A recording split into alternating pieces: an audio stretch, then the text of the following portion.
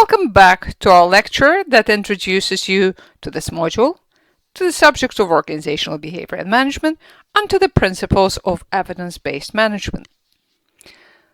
And it is the principles and practice of evidence-based management that form the topic of this part of our lecture.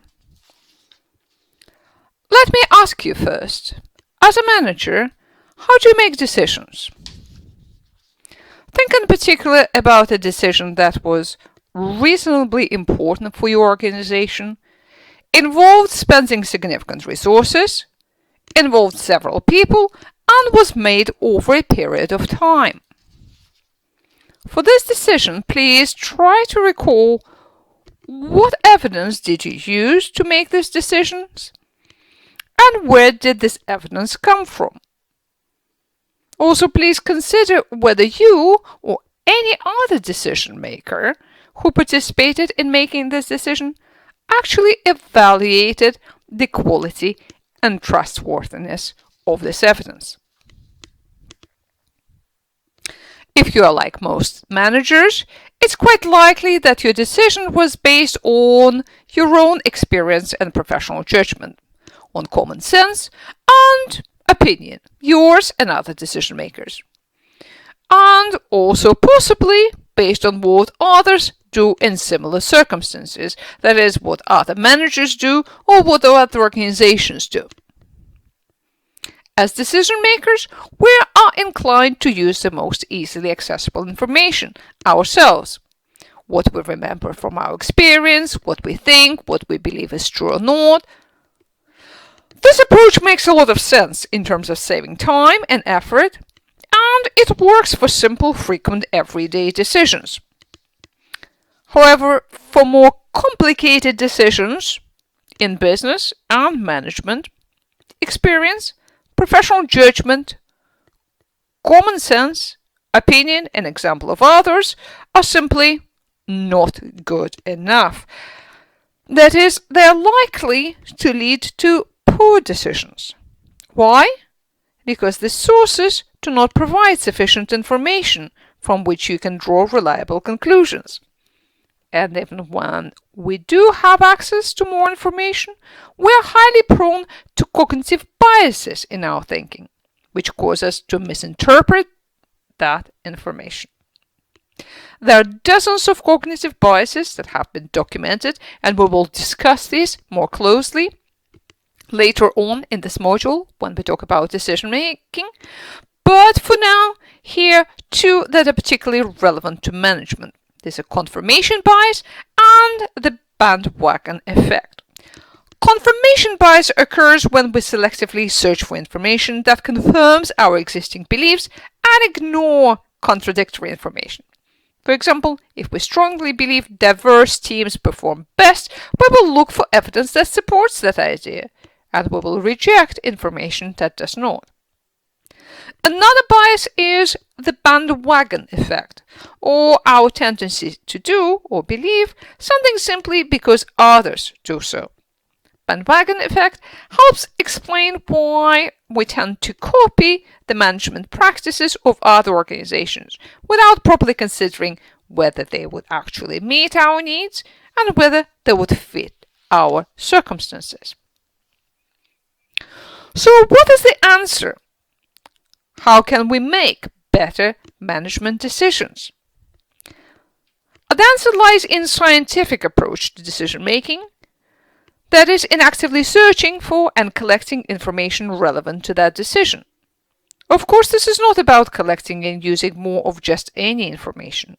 Rather, it involves thinking carefully about how we can collect the most trustworthy, relevant information and how we can judge the trustworthiness of the information we have.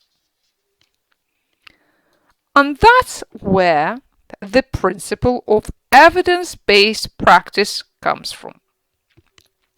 The central premise of evidence-based practice is that decisions should be based on the best available evidence.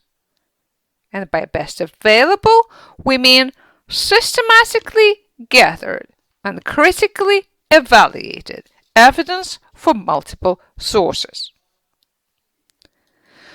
But what is evidence?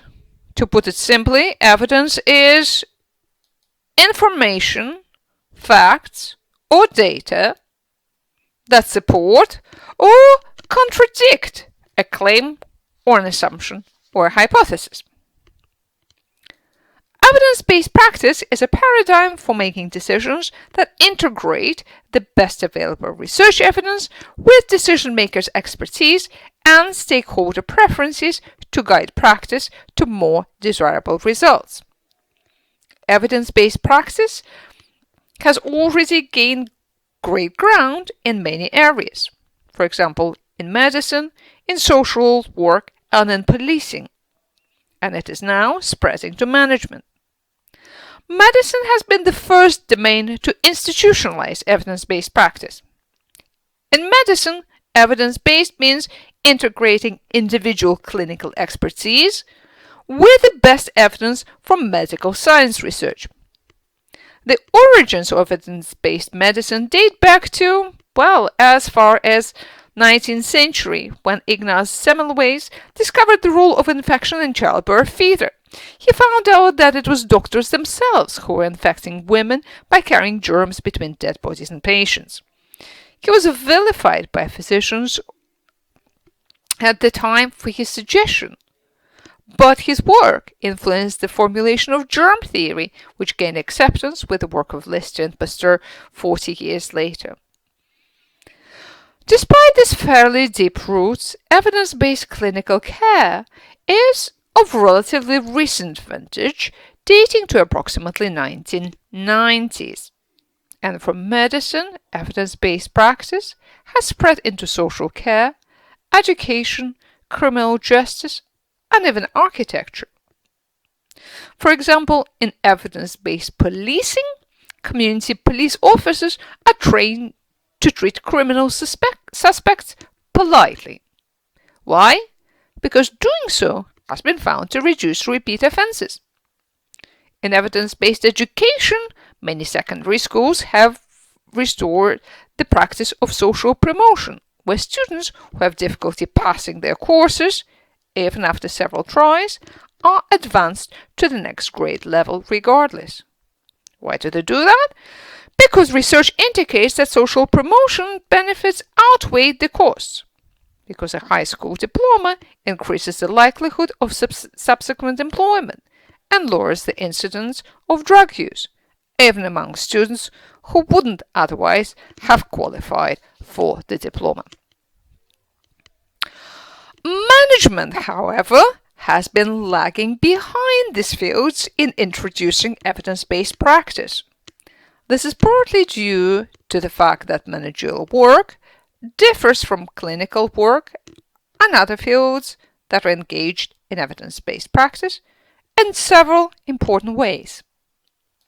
Firstly, managerial decisions often involve long time lags and little feedback. Think, for example, of the case of a recruiter who hires someone to eventually take over a senior position in the firm. Years may pass before the quality of that decision can be discerned, and by then the recruiter and others involved in the decision are likely to have moved on. Secondly, managerial decisions are often influenced by other stakeholders who impose constraints. Obtaining stakeholder support can involve politicking and compromise, altering the decisions made, or even whether the decision is made at all. Thirdly, incentives that are tied to managerial decisions are subject to contradictory pressures from senior executives, stockholders, customers, employees. Last but not least, it is not always obvious that the decision is being made, given the array of interactions that compose everyday managerial work. For example, a manager who declines to train a subordinate may not realize that this particular act or decision ultimately may lead the employee to quit. So, yes, there are challenges, but challenges don't mean we shouldn't use evidence-based principles. In fact, management and managerial decision-making can hugely benefit from evidence-based practice. And this is a practice that we advocate in this module and on this program. So let's look at evidence-based management more carefully. What sources of evidence do we mean when it comes to evidence-based management? There are 4 types of sources.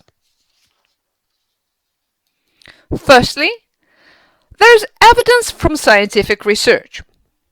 When referring to the best available research evidence, we generally mean findings from published scientific research. Research published in scientific journals is vetted according to evidentiary criteria, including standards for measurement reliability and internal validity. And this vetting process is known as peer review. Measurement reliability means that indicators are low in error, and error is a concern with all data, from telephone numbers to profit measures to survey questions. And internal validity indicates how likely it is that results may be biased. Bias exists where alternative explanations for study results are not controlled or ruled out. For instance, let us say you want to find out whether self-managing teams improve labor productivity. To obtain better quality evidence, you will need to do an experiment, to have a self-managed team and a non-self-managed team, or better, several of each kind of team. And then you can compare whether self-managed teams are more productive than the conventional ones. Alternatively, to get good evidence, you can do a longitudinal study and compare the base rate of productivity before the team became self-managing to productivity rates after the team has become self-managing, and preferably giving long enough time after the team has changed to self-managed in order to see if any initial gains are maintained and sustainable. So that would be better quality evidence. In contrast, lower quality evidence would come from, say, just case studies of only successful teams. So it's important to know what kind of evidence is being used and what the advantages and drawbacks of relying on that evidence could be. The second source of evidence is the organizational evidence, or the facts of a particular organizational situation, and various metrics and assessments related to the problem at hand. A manager who seeks to make good use of evidence might take into account the fact of the situation in order to identify what kinds of research findings are likely to be useful. For example, when exit interviews are used to figure out what's causing recent job turnover, leavers who report a high incidence of job stress can direct the manager's attention to look for research evidence that connects stress and employee voluntary turnover. Knowing the facts of the situation makes it easier to seek and use appropriate evidence. It also helps to identify plausible explanations for a problem, find potentially useful interventions, and examine how best to carry them out.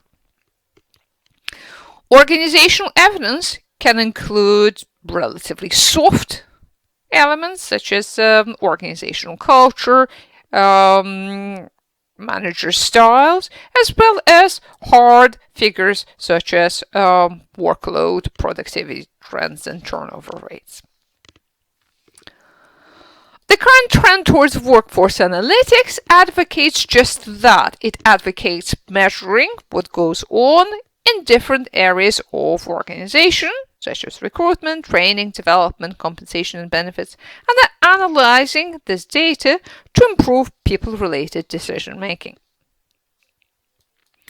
The third source of evidence is the values and concerns of stakeholders that are affected by the potential decision.